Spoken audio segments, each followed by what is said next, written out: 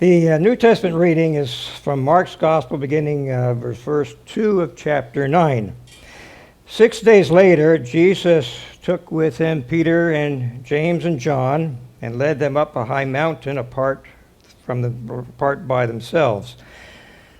And he was transfigured before them, and his clothes became dazzling white, such as no one on earth could bleach them. And there appeared to them Elijah with Moses, who were talking with Jesus. Then Peter said to Jesus, "Rabbi, it is good for us to be here. Let us make 3 dwellings, one for you, one for Moses, and one for Elijah." He did not know what to say, for they were terrified. Then a cloud overshadowed them, and from the cloud there came a voice, "This is my Son, the beloved. Listen to him." Suddenly, when they looked around, they saw no one with them anymore, but only Jesus. There are 3 things about today. One is the Super Bowl Sunday. It's going to be the San Francisco 49ers and the Kansas City Chiefs. Who wants the 49ers to win? A couple of you. Who wants Kansas City to win? Who here could care less who wins? That's sort of the way I feel. This is also the chili cook-off Sunday with the bake sale. I'm already smelling some of the chili in the air, so it may make this message a little hard to listen to, particularly if you're starting to feel the hunger pangs. But today is also Transfiguration Sunday. It always comes the Sunday before the beginning of Lent, which starts this Wednesday, which, as you know, is known as Ash Wednesday. Over the years of my ministry, and when it came to preparing a sermon, I would often start by looking at the lectionary reading. And the lectionary reading, as you know, is a series of passages for each Sunday of the year. There's a passage from the Old Testament, there's a psalm reading, there's a passage from the Gospels, and then from the epistles. And it's on a 3-year cycle. There's year A, which centers on Matthew, year B, which this is, centers on Mark, and year C centers on Luke.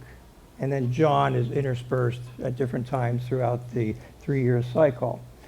Now, the problem with preaching on the Transfiguration is, number one, the Transfiguration account is only found in the Synoptic Gospels of Matthew, Mark, and Luke, and basically they're all the same, with very slight variance. So how can you come up with a sermon every year on the Transfiguration when all 3 accounts are similar? So here's basically the account. Jesus goes up to a high mountain to pray, not unusual. He often would go off by himself to pray, and he would be in prayer for a period of time, an hour, 2 hours, maybe even longer. But this time he takes Peter, James, and John with him. That's unusual. I imagine because he knows what's going to happen, and he wants them to witness this. So how long they were there, we don't know.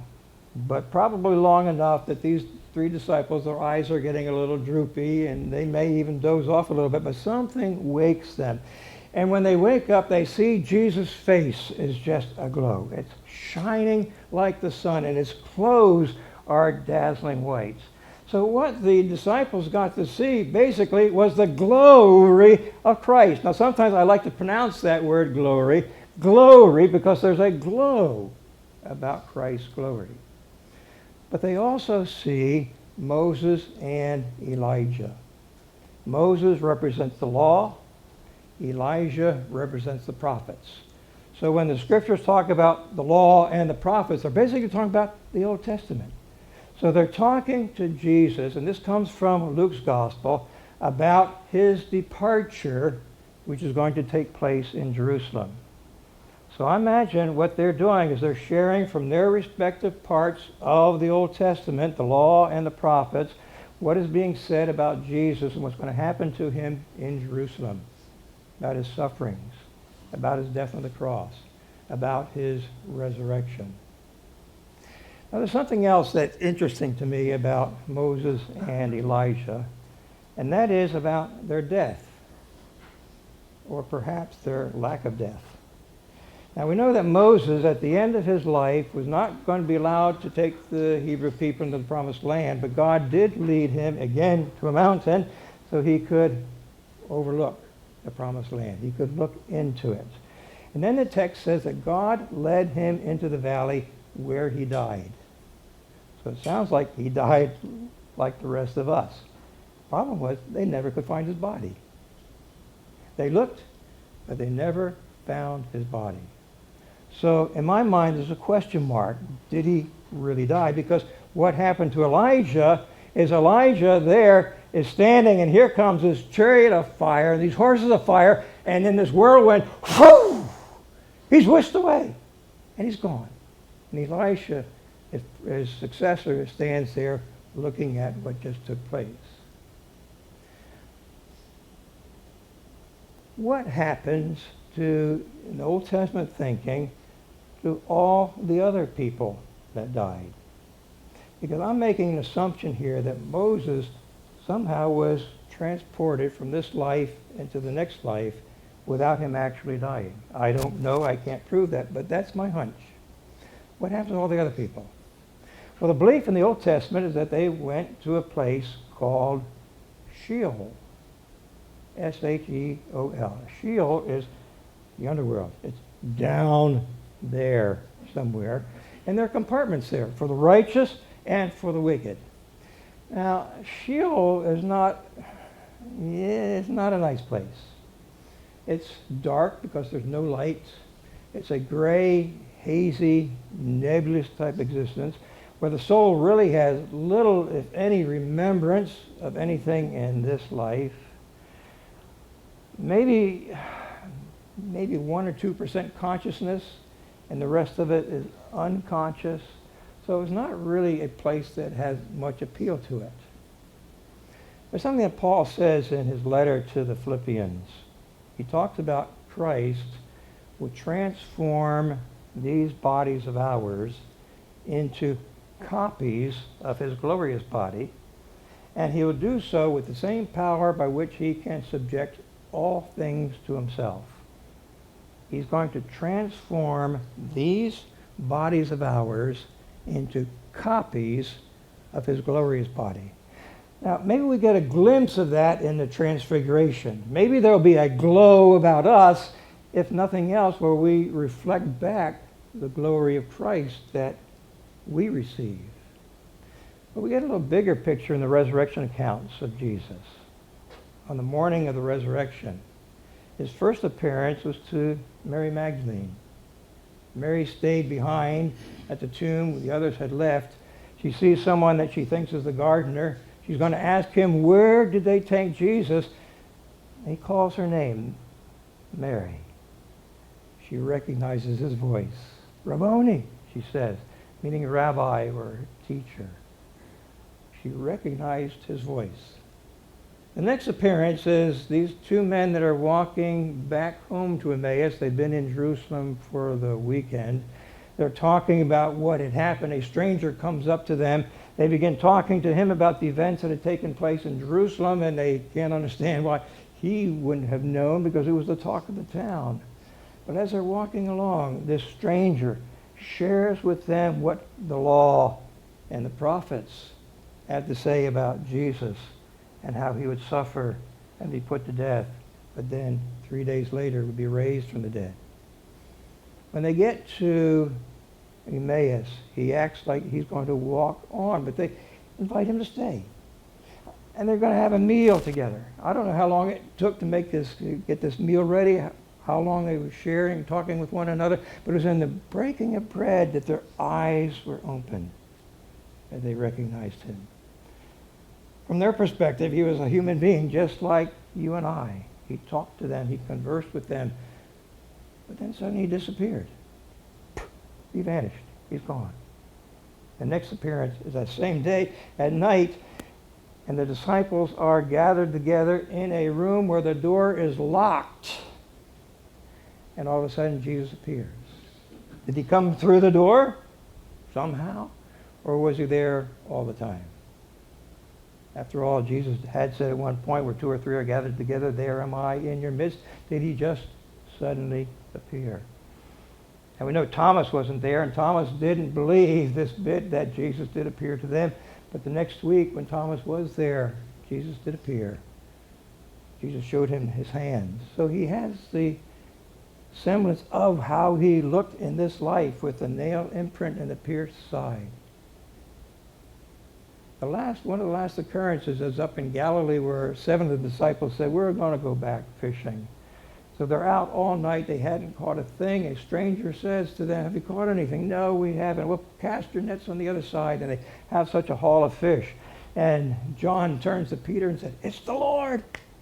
So what does Peter do? He gets out of the boat and he walks on No, he doesn't walk on water. He goes through the water and Jesus is there with a campfire, already made fish. Interesting. When the other disciples come, they bring more fish, but Jesus converses with them. He eats with them, and then that part where he takes Peter aside and the threefold question, Peter, do you love me? So the resurrection body, his voice is recognizable. He can converse with them. He can share with them. His mind is functioning fine, that he can eat with them. Is that what our resurrected body will look like? That we are copies of his glorious body? Well, the question is, when do we get that resurrected body? Well, before I answer that, let me ask this question. What happens to our soul, our person, which makes us uniquely who we are and different from everyone else? What happens to that soul? Well, in Scripture, there's actually 2 different thoughts that are presented in the New Testament. One is, we immediately go to be with God in heaven. Jesus saying to the thief on the cross, today you will be with me in paradise. But then there are other passages that talk about, well, our soul sleeps until the day of resurrection. The dead in Christ will rise first. I remember when I at a church in the Chicago area, there was a conference that was being held at another church. And I wanted to go to that because the featured speaker was going to be the professor of theology from Fuller Theological Seminary, which is where I did my doctoral ministry program. And I had this professor for a class in New Testament theology. So I wanted to hear him. I don't remember what his topic was, but he got talking in there about the soul sleep theory. And that he basically believed that. Because his premise was that a soul cannot exist apart from something, some body to contain it. And I thought, now he's a professor of theology. But when it came time for some questions, I asked him, well, what about these people that are clinically dead and they came back to life, but they talk about seeing this light or the face of Jesus or the face of a loved one? And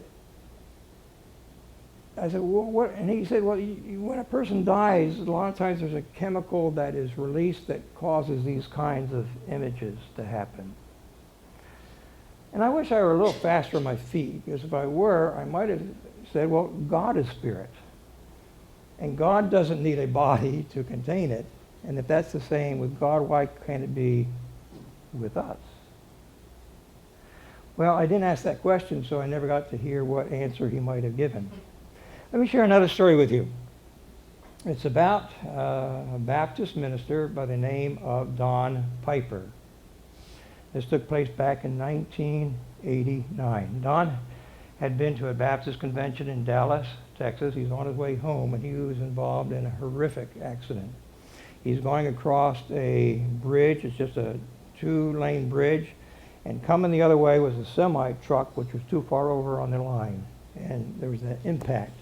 And his car was mangled. The roof was crashed in, the front end smashed in. He was pinned in the car. He believes that he died immediately in that car crash. When the paramedics got there, they did their assessment. They did not get a heartbeat. There was no indication that he was alive. So they put a tarp over him. Traffic, as you can imagine, is backed up both directions. No one is moving on that bridge. And there's another Baptist minister from the same convention that was held up there, and he thought he would just walk up and see if he might be able to do anything to help. When he found out that the man had died, he said, well, can I just pray for his soul? And they let him do that. So he gets in the back of this car, just squeezed in as best he could, and kind of reached and put his hand on this man and prayed for his soul. He had no idea who he was. He prayed for his soul. And after a few minutes, he sensed something happening. I don't know what it was, but he just sensed that he wasn't dead. So he went out and he talked to the paramedics, says, I think you need to double check. Oh, we already checked. He's gone. Well, please, just check again. So they did, and they realized he had a heartbeat. Well, the time between the accident and when they discovered this heartbeat was 90 minutes. And Don said, without a shadow of a doubt, I know I was in heaven for those 90 minutes. And he talked about these people that came to welcome him. His great-grandmother, other relatives, people whom he had known over the years that had died, and he felt this tremendous sense of love emanating from them. He said it was just a beautiful experience. Never experienced that kind of love before. He talked about colors that we don't see here on earth. They were magnificent, vivacious. He talked about the music, the sound. He said there were a number of praise songs, and he said you think it was just noise, but they all blended in there together beautifully. And he's being ushered by this group of people toward these gates, and he said they were pearly in appearance, just effervescent. And there was a light that you could see coming through those gates, and he's getting close, just about to go through those gates, more than likely into the very presence of God himself. He finds himself back in his body. And like many other people I've heard who've had an out-of-body experience, they said it was so beautiful. We didn't want to come back. It was just, and it's taken the fear of death from them because it was that beautiful an experience. Now he's back in a body that's racked with pain. Over the next few years, he faces over 30 surgeries. He has months and months and months of therapy dealing with depression. But he began to share his story with other people in different settings, with church groups. And it brought a lot of hope and comfort to people hearing his story. And eventually it was written in a book and became a movie by that title, 90 Minutes in Heaven. There's a sermon that I've done. I may have done it here. I don't recall. I've done it at other churches that I've filled in the pulpit. I entitled that sermon, that heaven is not our final destination.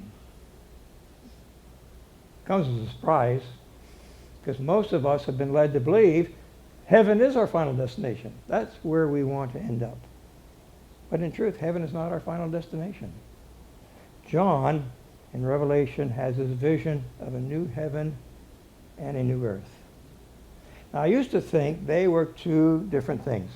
A new heaven and you've got a new earth. But in more recent years, I'm beginning to think, no, they're one and the same. Because heaven, by definition, is the abode of God. And here in this new heaven and new earth, God is going to make his home with his people. And they're going to see him face to face. And is this new earth, is it a brand new spanking earth? Or is it a renewed earth? Well, Paul, in his letter to Romans, said that even creation, all of creation is in a state of groaning, waiting for this time when it too can be redeemed. In other words, when it can go back to what God originally intended. Now, I can picture in my mind a little bit what this is like. And this new earth, there aren't going to be any tornadoes or hurricanes or floodwaters or fires that destroy everything in its path. There's not going to be any wars, no famines, no starvation. People are not going to go hungry. There's not going to be homelessness. There's not going to be evil and wrongdoing and crime and man's humanity to man. I can picture that. I think that's what it's going to be. And you see, that's where we're going to need our resurrected body. We won't need it in heaven. We're going to need it when we're back here, where heaven and earth become one. There's not going to be any more sorrow, no more suffering, no more pain, no more mourning. That's M-O-U-R-N-I-N-G. No more death, because all of that is gone. And what we're experiencing is the best of the best. No more winters where you have to deal with ice storms. No more heat and humidity of summer. It's going to be like an eternal spring where flowers are an array of color.